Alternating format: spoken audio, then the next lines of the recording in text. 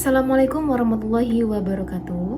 Perkenalkan, saya Agnes Wulandari dengan NIM A1D523011.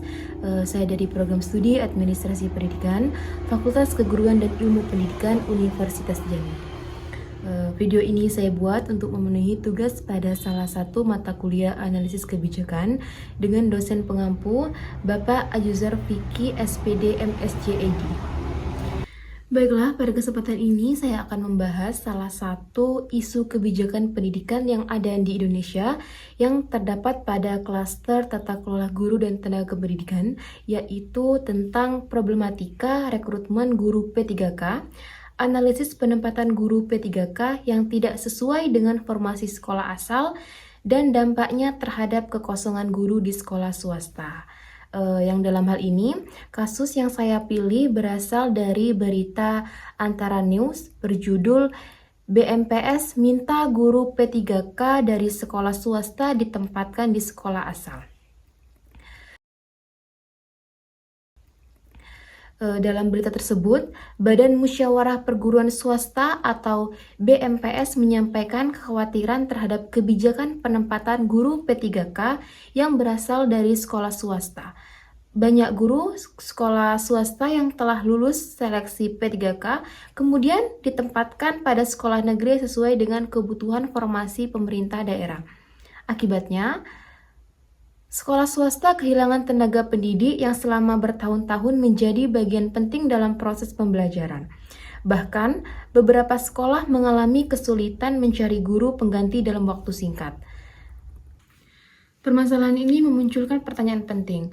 Apakah kebijakan P3K yang bertujuan meningkatkan kesejahteraan guru telah memperhitungkan dampak terhadap keberlangsungan pendidikan di sekolah swasta? Inilah yang akan saya analisis menggunakan perspektif analisis kebijakan pendidikan.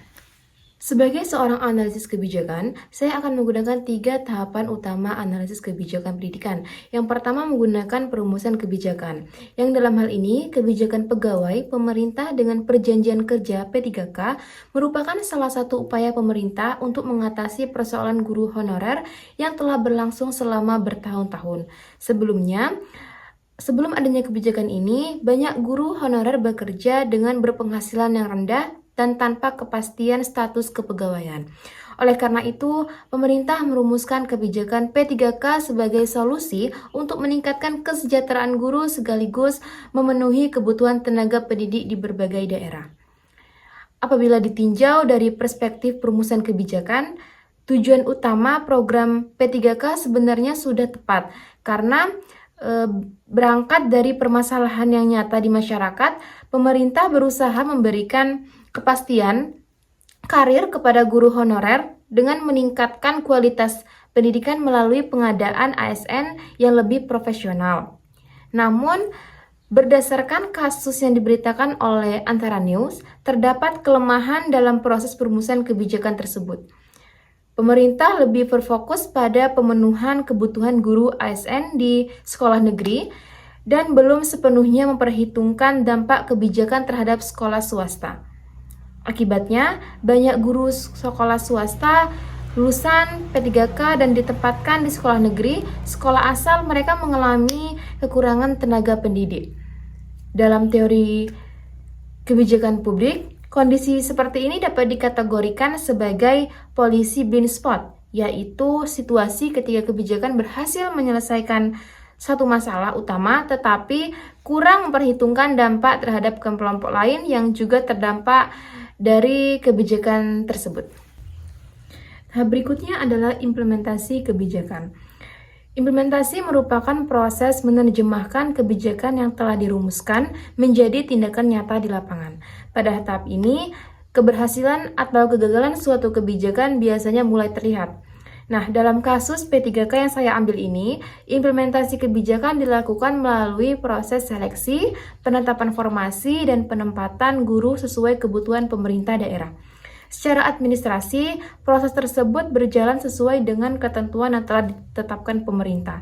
Meskipun demikian, implementasi kebijakan ini memunculkan persoalan baru, yaitu guru yang sebelumnya mengajar di sekolah swasta dipindahkan ke sekolah negeri setelah lulus P3K Nah, perpindahan tersebut itu memang membantu memenuhi kebutuhan guru ASN di sekolah negeri, tetapi pada saat yang sama menimbulkan kekurangan guru di sekolah swasta. Menurut teori implementasi kebijakan George Edward, keberhasilan implementasi dipengaruhi oleh komunikasi, sumber daya, disposisi, dan struktur birokrasi. Dalam kasus ini, persoalan utama terlihat pada aspek pengelolaan sumber daya manusia pendidikan, di mana pemerintah belum mampu mengatur distribusi guru secara seimbang, sehingga manfaat kebijakan lebih banyak dirasakan oleh sekolah negeri dibandingkan di sekolah swasta. Kondisi tersebut menunjukkan adanya implementation gap, yaitu kesenjangan antara tujuan kebijakan dengan hasil yang terjadi di lapangan. Di mana tujuan awal kebijakan itu untuk meningkatkan kualitas pendidikan secara keseluruhan, tetapi implementasinya justru menimbulkan ketimbangan distribusi tenaga pendidik. Dalam setiap kebijakan publik, terdapat berbagai pihak yang berkepentingan atau disebut dengan stakeholder. Analisis stakeholder penting dilakukan untuk mengetahui siapa yang memperoleh manfaat dan siapa yang mengalami dampak negatif dari suatu kebijakan. Pada kasus ini, guru P3K merupakan pihak yang memperoleh manfaat paling besar. Mereka mendapatkan status ASN, penghasilan yang lebih baik, dan kepastian karir yang sebelumnya sulit diperoleh sebagai guru honorer. Nah, di sisi lain, sekolah swasta menjadi pihak yang paling terdampak. Banyak sekolah swasta kehilangan guru yang telah mengabdi selama bertahun-tahun.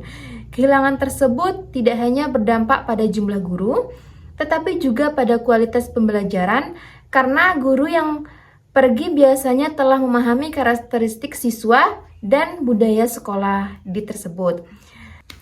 Pemerintah daerah juga menjadi stakeholder penting karena memiliki tanggung jawab dalam memenuhi kebutuhan guru di wilayahnya.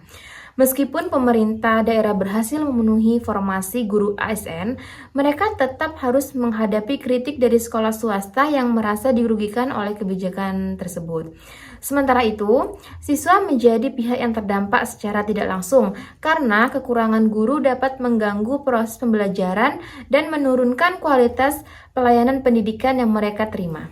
Berdasarkan hasil analisis, akar masalah dalam kasus ini tidak hanya terletak pada penempatan guru P3K, tetapi juga pada sistem perencanaan kebutuhan guru yang belum terintegrasi secara menyeluruh. Selama ini, perencanaan kebutuhan guru lebih banyak berorientasi pada sekolah negeri. Sementara itu, keberadaan sekolah swasta sebagai penyelenggaraan pendidikan belum sepenuhnya menjadi pertimbangan dalam proses pengambilan keputusan. Akibatnya, ketika guru-guru swasta lulus P3K, pemerintah tidak memiliki strategi yang memadai untuk menjaga keberlangsungan tenaga pendidik di sekolah asal mereka. Selain itu, belum terdapat mekanisme transisi yang jelas sebelum guru P3K berpindah ke tempat tugas baru. Sekolah swasta seringkali mencari pengganti dalam waktu yang sangat singkat sehingga proses pembelajaran menjadi terganggu. Selanjutnya, analisis evaluasi kebijakan. Apabila kebijakan P3K dievaluasi berdasarkan prinsip evaluasi kebijakan publik, maka dapat disimpulkan bahwa kebijakan ini berhasil mencapai sebagai tujuan yang telah ditetapkan pemerintah. Dari aspek efektivitas, program P3K berhasil meningkatkan kesejahteraan guru dan mengurangi jumlah tenaga honorer. Dari aspek efisiensi, pemerintah dapat memenuhi kebutuhan ASN tanpa harus melakukan rekrutmen tenaga guru dari luar sistem pendidikan. Namun, dari aspek pemerataan masih terdapat persoalan yang cukup serius. Distribusi guru menjadi tidak seimbang karena sekolah negeri memperoleh tambahan tenaga pendidik, sedangkan sekolah swasta kehilangan sebagian gurunya. Selain itu, dari aspek keberlanjutan, kebijakan ini berpotensi menimbulkan masalah jangka panjang apabila tidak disertai dengan mekanisme penggantian guru yang memadai. Sekolah swasta dapat mengalami kesulitan mempertahankan kualitas pendidikan apabila kehilangan banyak guru dalam waktu yang bersamaan.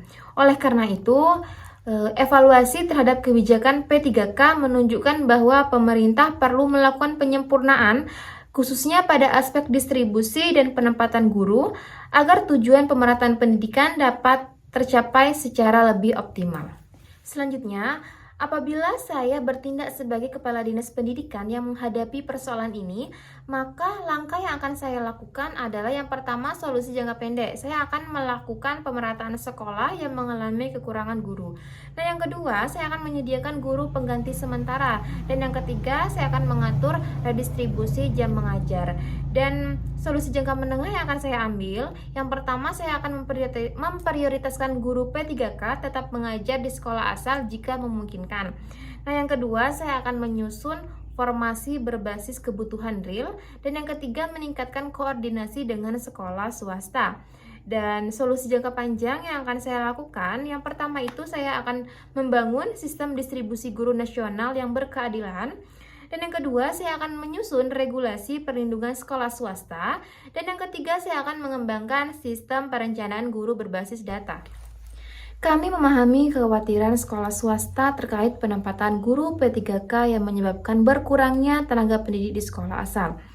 Pemerintah berkomitmen melakukan evaluasi terhadap mekanisme penempatan guru agar kebutuhan tenaga pendidik di sekolah negeri maupun di sekolah swasta dapat terpenuhi secara seimbang.